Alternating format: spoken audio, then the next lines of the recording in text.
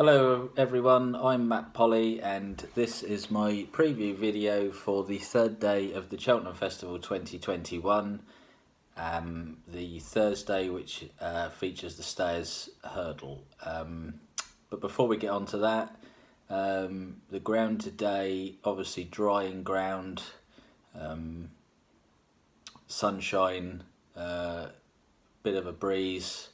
The ground's going to be drying all the time, so that's definitely one thing to take notice of for tomorrow, which obviously, as I've said, is Thursday. But we've had day two, and just to recap on our selections from a previous video for day two, not a fabulous day in terms of winners wise. Obviously a great day's racing with some impressive performances, but the day kicked off with the Ballymore. Took a bit of a chance in this with Kescon Risk. Couldn't really make up my mind between the three protagonists, but as I said in the video, if I had to pick one, it would have been Bob Ollinger, and I thought he was very impressive in this. Absolutely cruising, turning for home. Nice ride from Rachel Blackmore. Yeah, really impressive horse. Lots of pace, with stamina as well, as I mentioned about Shishkin. It's a very dangerous combination if you can stay a trip well, but you've also got some pace as well. That's a deadly combo. So that was an impressive win for Bob Ollinger there. The Brown Advisory, the Good Thing, the Certainty, Monkfish. Well, he wasn't as imperious as Appreciate It on the first day, or Shishkin in terms of the novices, but he got the job done. I don't think it was ever in doubt, really, to be honest. A little bit sketchy at a couple of his fences, but you know, we'll forgive him that. Task made easier by a horrendous mistake by Sporting John, which Richard Johnson did really well to sit. Kept him in the race, but really lost all chance there because he had to burn him up to get back into contention, and then he was a spent force. And Rachel Blackmore unseaten earlier in the race as well. So the Tizard horses run well, didn't they? Fiddler on the Roof and the Big Breakaway. The big breakaway. I think he's going to be a hard horse to win with in the future. Maybe a Welsh national type. Probably needs some headgear on, if I'm honest, because he just sort of moseys through his races, doesn't he? He's off the bridle pretty much from the word go. Fiddler on the Roof ran well, but you can't help feeling that they finished placed by default due to the non-completion of two or three of the others. So Monkfish, he just got the job done, didn't he? And can't really argue with that. The Coral Cup, I put up Blue Sari for this. Had fairly uninspiring form figures before this race, but for a horse that's blatantly showed an abundance of talent, we just couldn't let him go running off a mark of 138. And after some fairly miserable runs recently, he definitely upped his game and looked booked for second until coming down at the last, where he actually jumped the flight of hurdles really well and just sort of stumbled on landing, and that was him. But a much improved performance from Blue Sari. It's a shame he couldn't stand up and finish the race, because, like I said, I think he would have finished second. So not too far away there. The Queen Mother Champion Chase. So obviously all the hype was surrounding Chacun Pour Soi. Look, this horse, I decided to take him on in this race for various reasons, and we were right to take him on. He got beat, but he ran a good race. There's no doubt about that. He certainly there was no, I mean, there was no excuses for him, and he just didn't quite see it out up the hill. There was a bit of interference in this race, including Cheltenham and the Rouge Vif and the Alan King horse, whose name unfortunately escapes me at the moment. Maybe that affected the places, but we took Cheltenham on with Silaus Emery. To be honest, the number was up after two fences. He gave the first fence too much air and skewed in flight, and then got a bit close to the second, and then he was playing catch up from then on, and then not jumping fluently for the rest of the race. Put pay to him, so quite a way off the mark with him. The cross country, we said level weights race. Obviously, Tiger Roll and Easy Land had got that summed up on ratings, and so it proved. But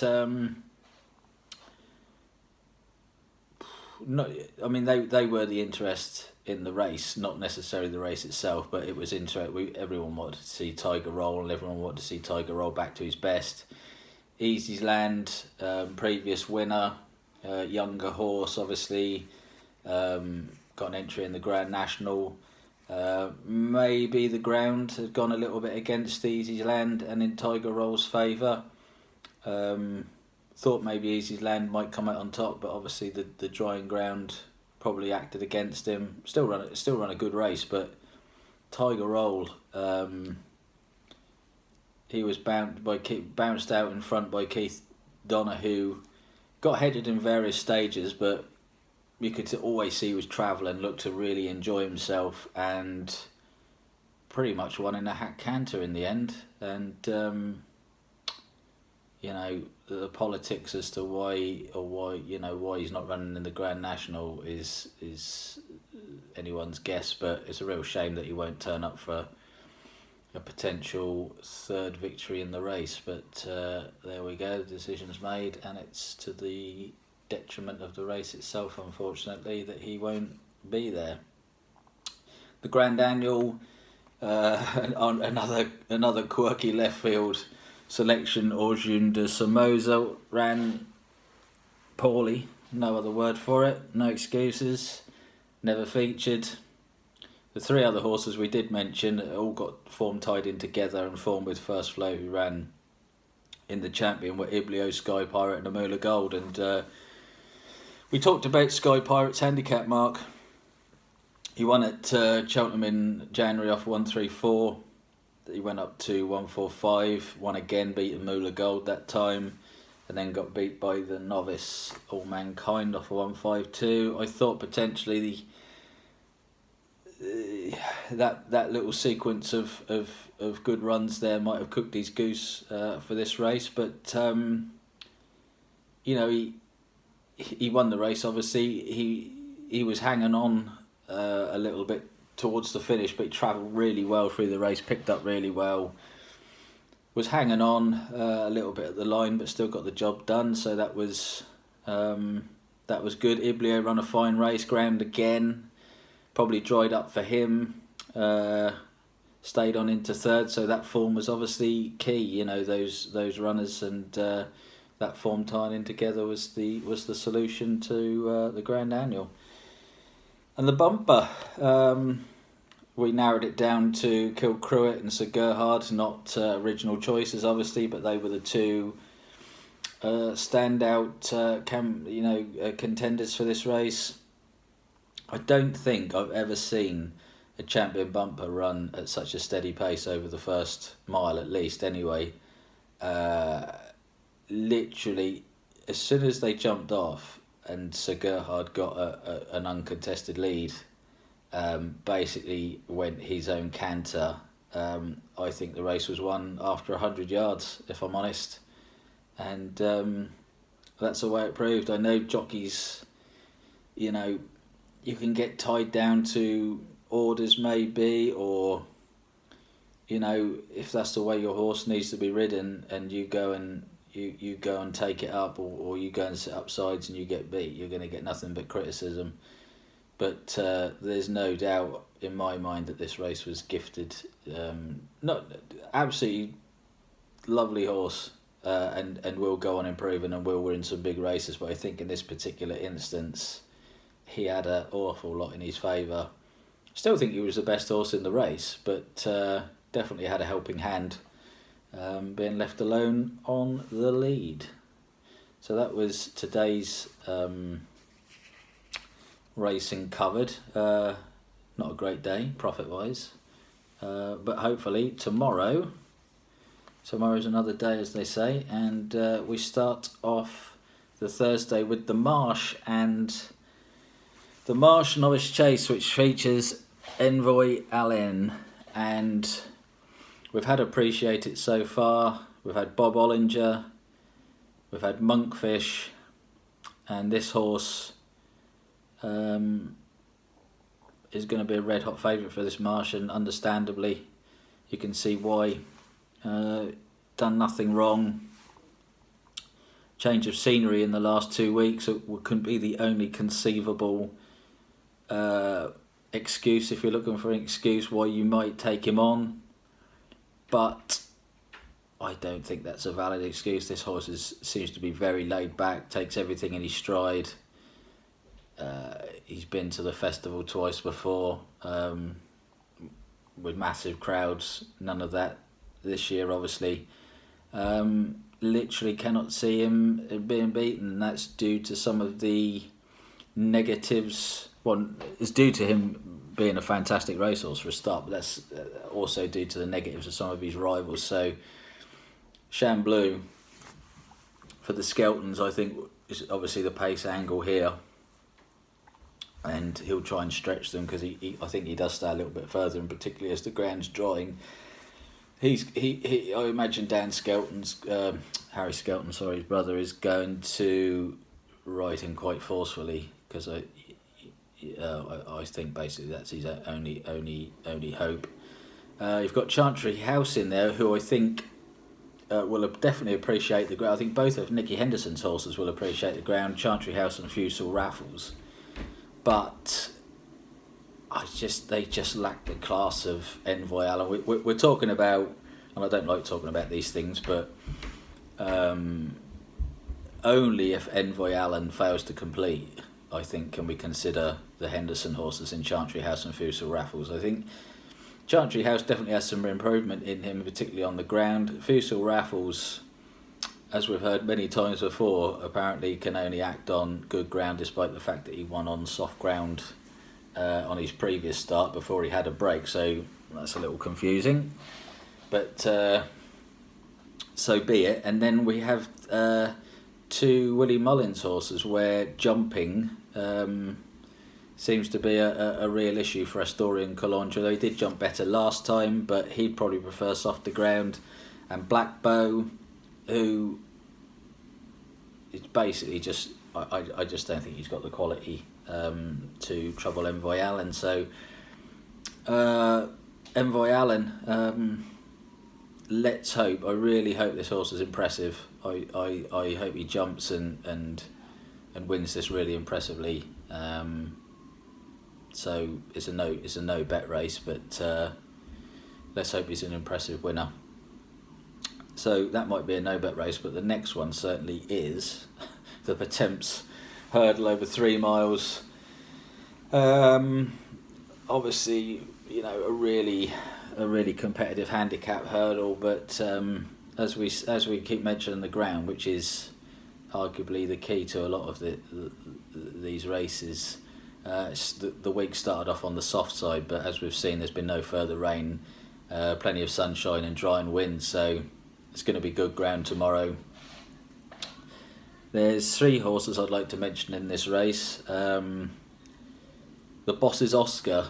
This has been his plan, I guess, all season. He's fairly exposed now. I don't think he's got a lot left in the locker in regards to his rating, I can see him running a good race. But as we said in one of our previous videos, these handicaps, you need to find an edge somewhere, and I think he might have just shown what he's capable of already. Not to say that he won't run a nice race. I think he definitely will. I think if you're thinking about play spots, he'd have to be in your perm. The two horses I really like the look of is Spirit of the Games for the Skeltons. Doesn't win very often. Sometimes he gets in winning opportunities and you do wonder whether he just thinks about going past, but his Cheltenham record, if you look through his form, is fantastic. I don't think he's ever run a bad race at Cheltenham, and he's run a few times at Cheltenham, so that ticks a box. I think he's definitely better on good ground. He finished second in the Paddy Power Chase at the start of the season, which was no mean feat. That was a very good run. And even though he's not spectacularly well handicapped over hurdles in relation to his chase mark, but he's lower. I think he's about 7 or 8 pounds lower, and the style of the race will suit. Hopefully they'll go quick, and he'll just be dropped in and smuggled into the race, and I can definitely see him coming to the last, travelling well, and then we're in the lap of the gods a little bit as to what he finds. But this horse will definitely be on the scene, jumping the last, and then we'll just have our fingers crossed that he puts his head down and does the business. Another horse I'd like to mention, big fan of novices in handicaps, purely from the rating aspect. A horse called Everglow, trained by Philip Hobbs, ran at Kempton in a very competitive handicap. I thought that day he was just a bit too inexperienced. He got outpaced. He didn't jump very slickly. He looked like he was going to get detached at one point, and then actually ran on quite well in the finish. And I put that down to inexperience and greenness, but evidently the Hobbs yard must have felt like he wasn't putting his best foot forward, because the application of blinkers tomorrow would suggest that. The one thing this horse has in his favour is he's by presenting, who we all know are a progeny are better on good or faster ground. So he's only off 126, which I think, if the blinkers have the desired effect, that looks really lenient to me.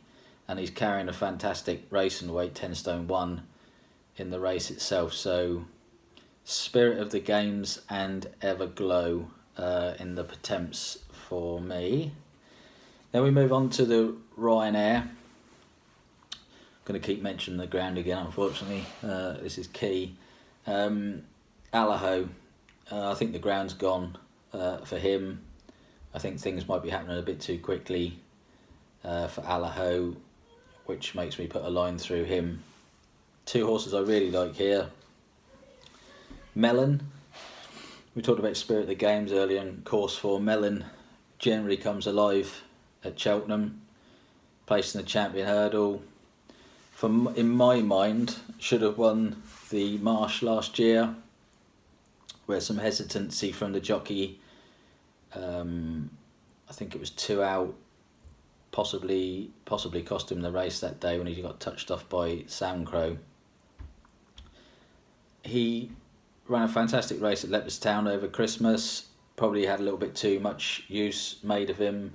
Him and Kenboy got at it too early, and Aplutard picked up the pieces. But I think this is arguably his trip, and I think this is his ground, and his record at Cheltenham suggests that he's going to be on the scene again.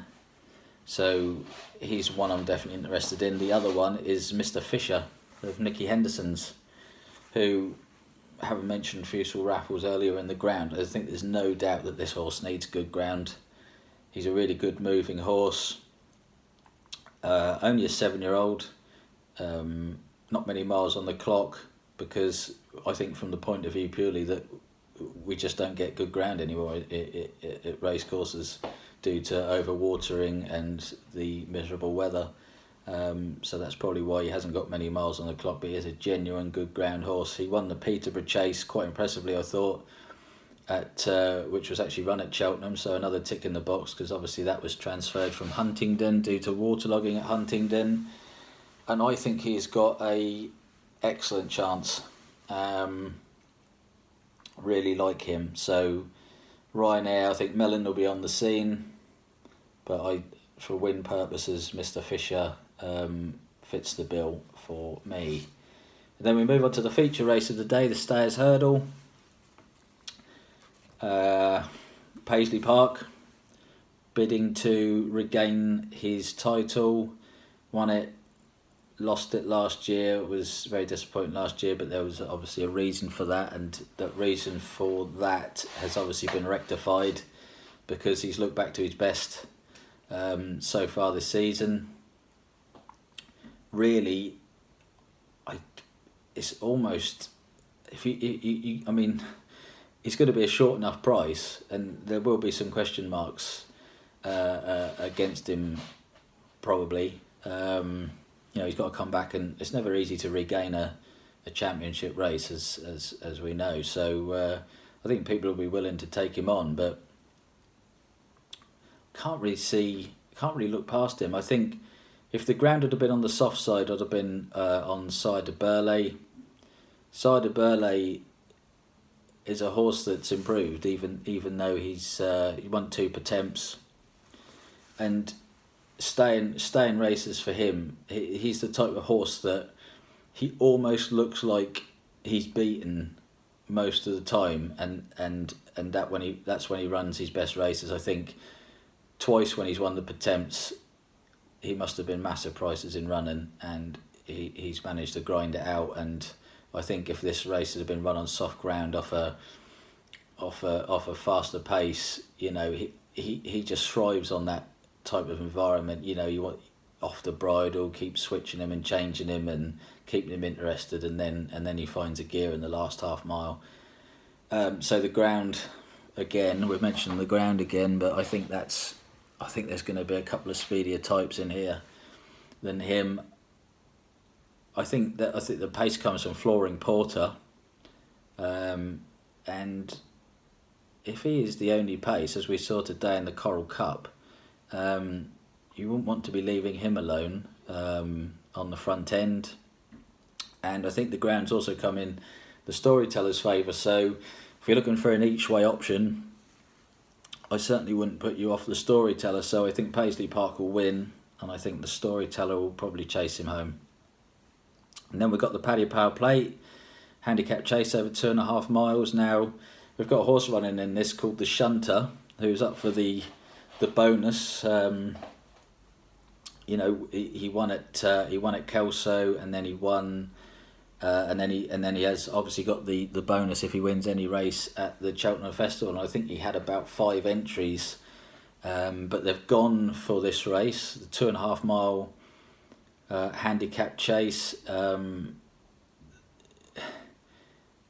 I think they've chosen this race because the ground's dried up, and he's a strong stayer over 2 miles, usually in soft ground. He looks like a horse who enjoys soft ground, and I think they've gone for the extra half mile here in an attempt to stop him from being outpaced. I think by the time the county hurdle comes round, I think they've decided he might struggle in that, so they've gone up half a mile in the attempt to nullify the ground conditions. So that would be enough to put me off him. So that leads me to Farkless. Farkless won't mind the ground. I think there's definitely a big handicap in Farkless, ex-Triumph Hurdle winner.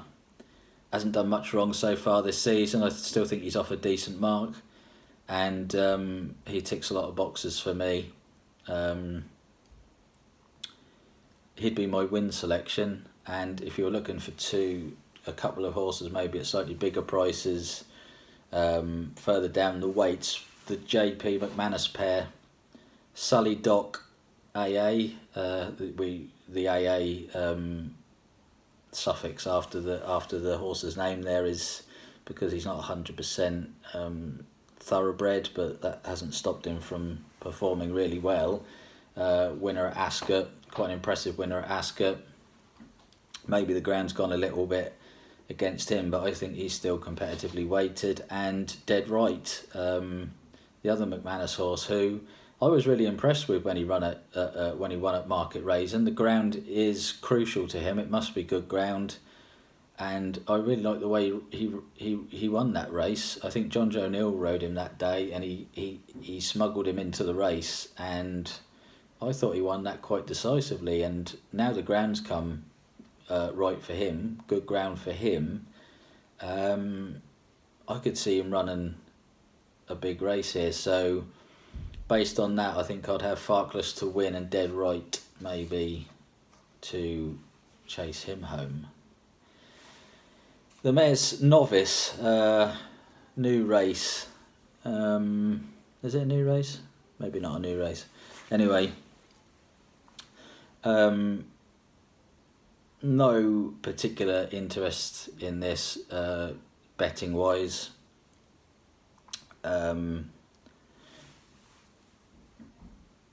I think in terms of this race, I'm not gonna make a selection in this race, but in terms of race, this is key for breeding purposes. I mean, these mares novices and mares graded hurdles, if you can win or get a place in one of these races, it's gold dust for breeding, isn't it? So good luck to all the connections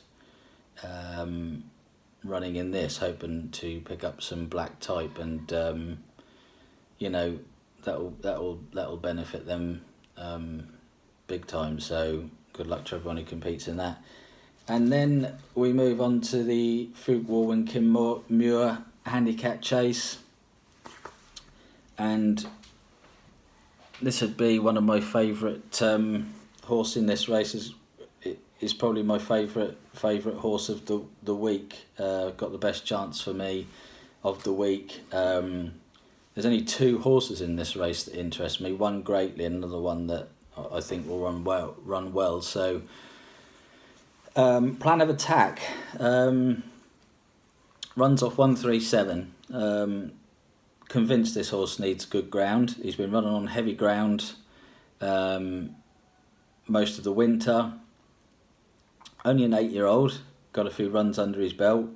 He was actually fourth in this race last year off a mark of 140. He runs in this race this year off a 137. He wasn't beaten far at all last year, so he's £3 lower than last year, and he's run most of his recent races in cheap pieces. They're being replaced by blinkers, which might eke out a little bit of improvement, and I have no doubt that this horse will be finishing in the places. I think he's a danger to my selection, and he'd be the one that I'm most concerned about.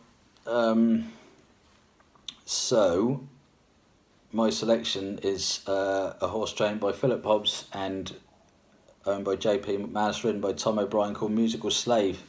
He's a horse I've followed for quite a long time now.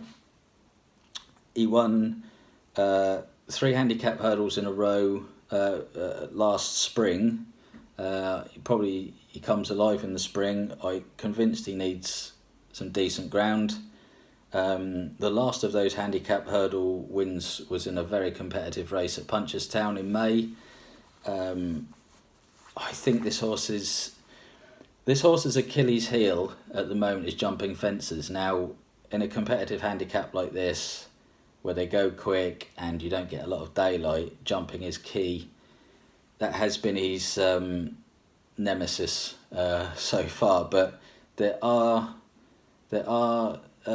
indications that he's slowly getting to grips with this. His form is good.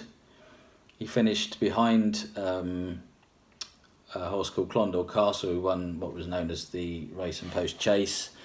over an inadequate trip of 2.5 miles. He ran in the race at Doncaster that Taking Risks won. Now, Richard Johnson rode him that day. The ground was very soft. I really liked Taking Risks that day purely for that reason, was because he was a Scottish national winner, and he'd stay 6 miles if they had 6 mile races, and he duly won that day. The ground was desperate, which I didn't think suited Musical Slave, and he jumped out of that ground. He jumped appallingly, it has to be said.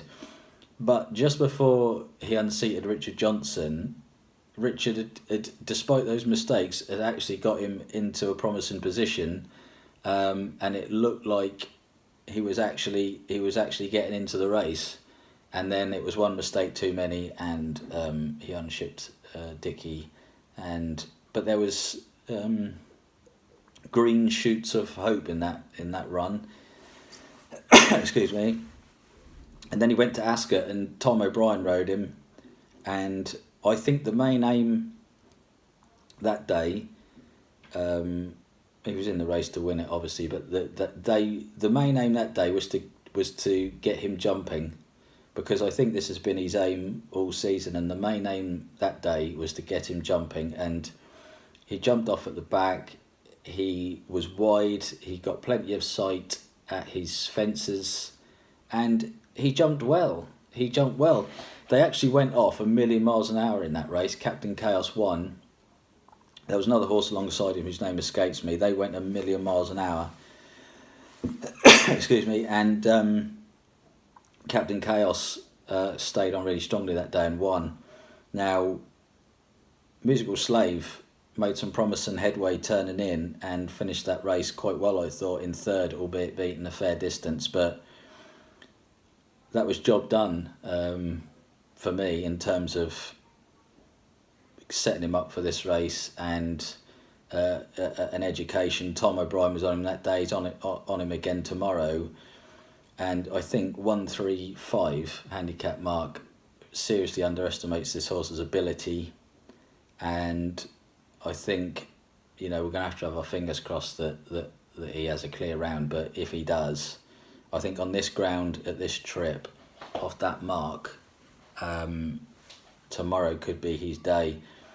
I noticed earlier on in the week he was about 25s for this.